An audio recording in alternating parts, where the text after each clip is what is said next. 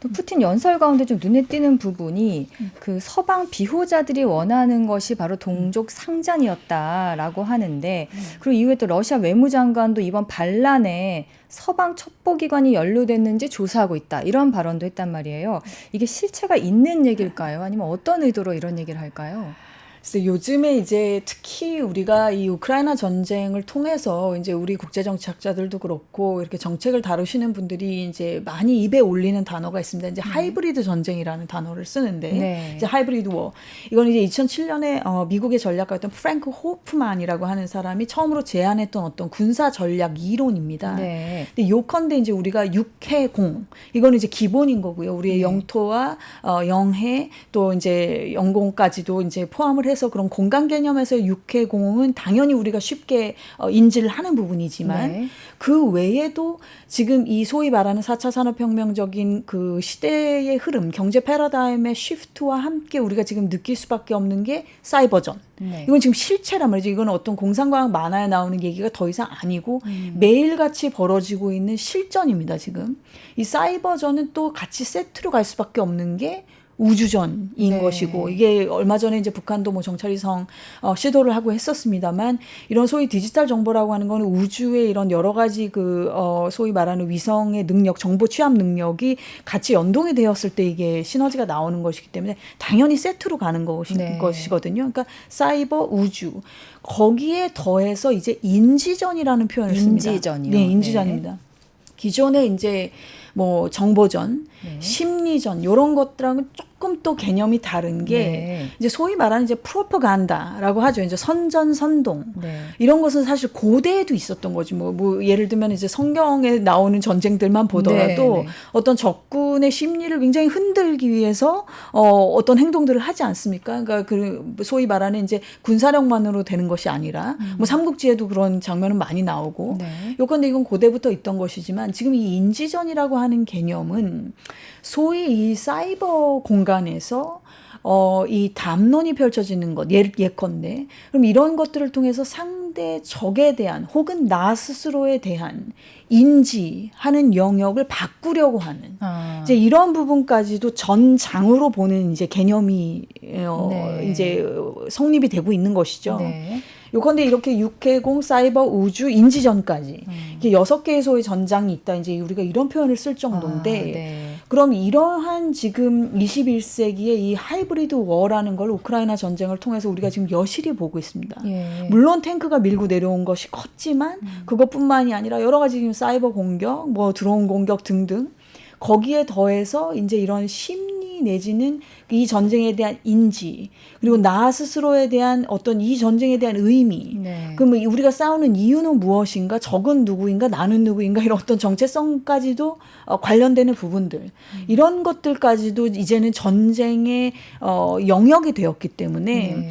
그런 차원에서 봤었을 때는 지금 이 그 푸틴이 이런 이제 말을 하는 것 자체가 그런 연장선에서 우리가 볼 수도 있는 부분이겠죠. 네. 그러니까 서방에서는 우리가 오히려 원했던 이런 동족 상잔으로 가는 것을 오히려 그들은 원했다라는 등. 네. 그래서 내부 결속을 다지고 이 전쟁의 진정한 그러면 정말 적대 세력은 누구이냐 이것을 좀 더 명확하게 하고 이제 네. 이런 부분들인 것이겠죠. 네. 네. 그러니까 이런 뭐라고 표현할까요? 지도자의 이제 말 한마디겠지만은 이 말로써 이제 러시아 군은 물론이거니와 러시아 사회 그리고 이것을 또 바라보는 다른 나라들 네. 한테까지도 어떤 던지고자 하는 그런 메시지 이걸 인지전의 영역에서 봤었을 때 전략 전술 개념에서 봤었을 때도 네. 이런 플레이를 하는 것일 수도 있겠죠. 아, 그래서 이걸 그냥 단순하게 볼 그런 멘트는 아니었을 수도 있겠다 이런 생각도 하면서 저는 봤습니다. 네. 네.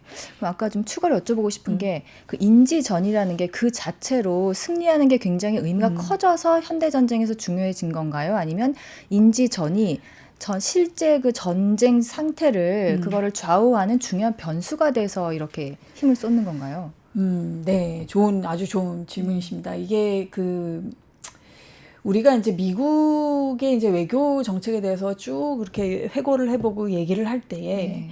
우리 한국인들한테도 이것은 상처였던 게 분명하지만 베트남 전쟁 얘기를 안 할 수가 없습니다. 네.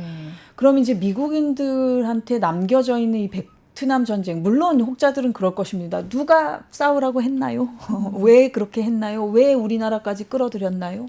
등등. 그래서 결국은 패배했지 않습니까? 등등 여러 가지 비판은 있을 수 있지만 어쨌든 나름대로 미국이 당시 추구했던 어떤 전략이나 내지는 가치의 차원에서 네. 그 참전을 했는데 이것이 결국은 그렇게 끝나버렸죠. 네. 그렇게 끝나버리는 그 과정을 겪으면서 미국인들의 이 인지의 영역에 확고하게 어떤 무엇인가가 트라우마가 자리 잡는 것이죠. 이게 소위 네. 말하는 명분 없는 전쟁. 아. 이런 식의 비판도 스스로 했었던 것이고 네.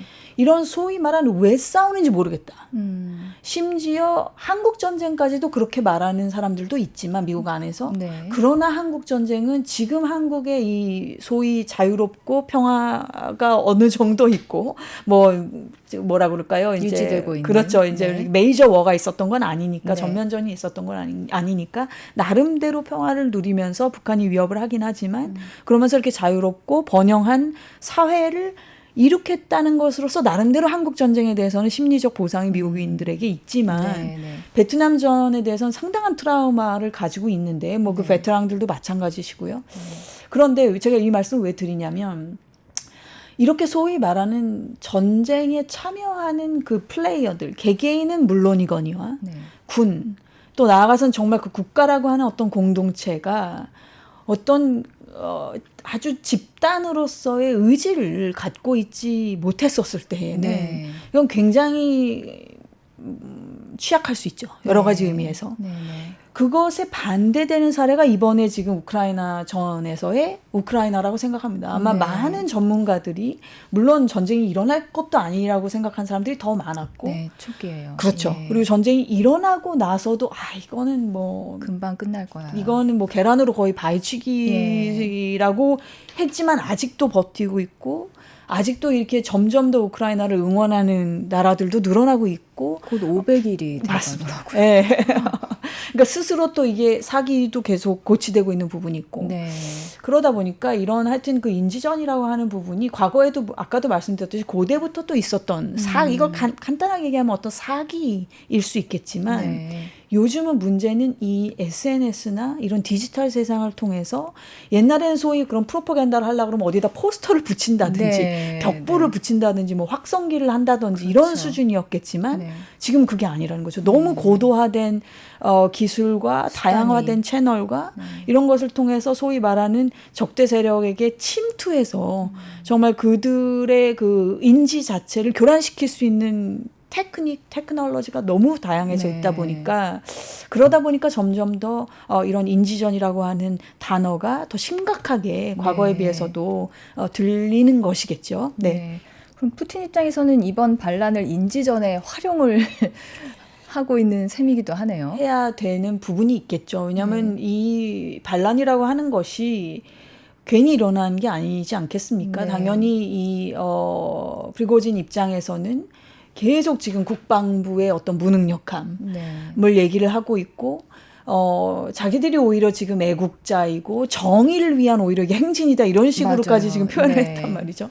이건 국가를 지금 전복하려고 하는 것도 아니고 어떻게 보면 살짝 그 톤이 바뀐 느낌도 있는데 하여튼 그 텔레그램을 통해 가지고 육성 메시지를 이제 전달을 하면서는 그런 지금 메시지를 또 던지고 있단 말이에요. 프리고진 자체는 네. 나는 지금 우리 이 전쟁을 수행함에 있어서 능력이 없고 도움이 되지 않았던 그 정의롭지 순애고. 못한 이들에게 어떤 메시지를 던지려고 정의의 메시지를 던지려고 했던 것이지 우리 국가를 배반하거나 무슨 체제를 전복시키거나 이런 게 아니다. 지금 이런 식으로 지금 또 톤이 살짝 또 바뀐 느낌이 있는데 이런 네. 식으로 지금 이 국면을 어떻게 지금 끌고 가야 되느냐는 푸틴한테도 굉장히 지금 고민스러운 일이지 않을 수 없을 것입니다. 네. 네, 네. 하여튼 이렇게 얘기를 또 하니까 미국에서는 이 반란 관련해서 바이든 대통령이 처음으로 이제 일성이 나왔는데 이거는 우리하고는 아무 관련이 그렇죠. 없다. 네, 네. 네, 이렇게 선을 확실히 그었고, 근데 유럽 동맹 정상 정상들하고 통화했던 것에 대해서도 뭐 이번 사태를 이렇게 서방 탓이라고 하는 그런 빌미를 주지 않아야 한다는 된다. 것에 네. 우리가 강조하는 맞습니다. 대화를 나눴다. 네. 이렇게 공개했는데 이렇게 입장을 신속하게 대통령이 직접 낸 배경 미국은 또 어떤 생각일까요? 같은 맥락이라고 봅니다. 이것을 자칫 잘못해서 이런 여론이 확산이 된다든지 이런 음모론적인 어떤 생각들이 일파만파가 되는 것에 대해서는 당연히 미국 입장에서 이것을 저지할 수밖에 없고 네. 왜냐하면 지금 미국이라고 하는 나라가 과거에 비해서 상대적으로 물론 아직까지도 지구에서 가장 군사력이나 뭐 여러 가지 측면에서 가장 센 나라인 건 맞지만 상대적으로 봤었을 때 과거에 비해서 경제적으로나 뭐 여러 가지로 비교적 쇠퇴한 것은 맞단 말이죠. 네. 그럼 그랬다고 그런 거에 그에 더해서 지금 소위 중국이라고 하는 또 엄청난 파워 그리고 또 중국을 중심으로 모인다라고 할 수도 있는 그룹들 네. 내지는 이렇게 자원들을 가지고 있으면서 나는 그냥 각계 전투하겠어 라고 하는 나라들도 점점 더 늘어나고 네. 이게 소위 말하는 뭔가 손에 쥐어지지 않고 자꾸 이 손가락 사이로 빠져나가는 네.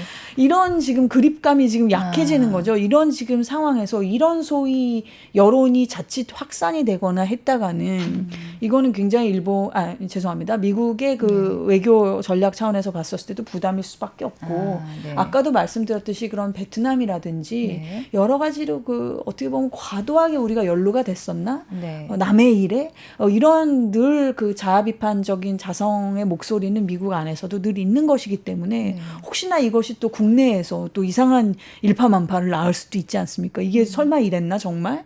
뭐 이런 식으로. 그러니까 국내적으로나 국제적으로나 이런 그 소위 그 의심이 네. 확산이 되는 것은 당연히 그 바이든 행정부 당연히 게다가 지금 바이든 행정부는 내년에 지금 또 선거가 있기 네, 때문에 그렇죠. 여러 가지로 또 조심스러울 수밖에 없으니까요. 네, 네. 당연히 그래서 민감하게 반응을 한 것 같습니다. 네. 그렇군요. 지금 이제 뭐 이 사태 자체에 대해서는 미국 정부에서는 이제 우크라이나가 활용할 수 있는 새로운 이점이 생긴 것이다라고 살짝 긍정적으로 처음에는 봤던 것 같고, 그래서 이제 우크라이나한테 추진력을 줄 것이라는 분석도 물론 많습니다. 그런데 또 일각에서는 푸틴 대통령이 이런 위기 상황을 좀 타개하려고 더 강하고 좀 더 위협적인 행동을 하진 않을까 이런 우려들도 있더란 말이죠. 어떻게 보십니까?